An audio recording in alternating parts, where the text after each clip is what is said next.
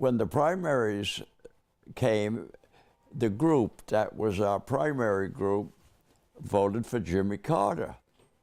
And when the chairman of the primaries came and knocked on our door and said, "Who are you voting? Who did you vote for?" And we said, "Jimmy Carter." He said, "What? You voted for a Southerner?" I said, "No, we voted for a peanut farmer." Presidency was remarkable in terms of how he won it. And we thought him a very honest man who could pursue democratic principles.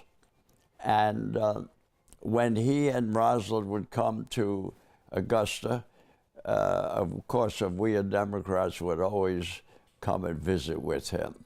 He had one negative feature, and the negative feature was he had to get involved with everything, including who's playing on the tennis courts in the White House.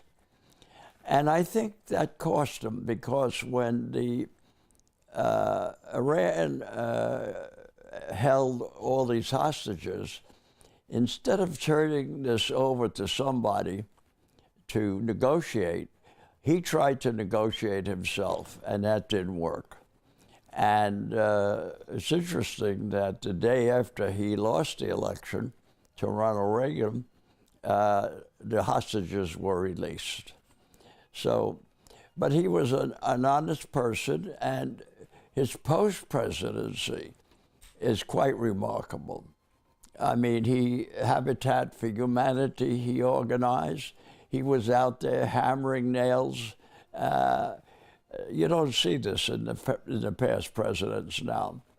He was, in a sense, a remarkable president and post-president, more than any other that I could think of. So we're delighted.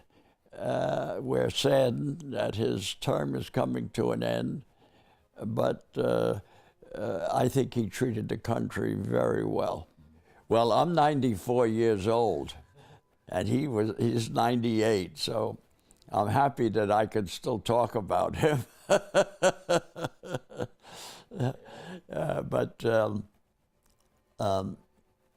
We're proud of his presidency. We always thought that we could depend on him for good laws, good democratic principles. He loved people, and that's very important in a president.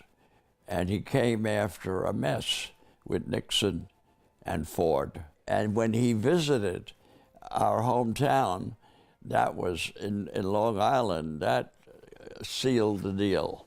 Yeah, that sealed the deal.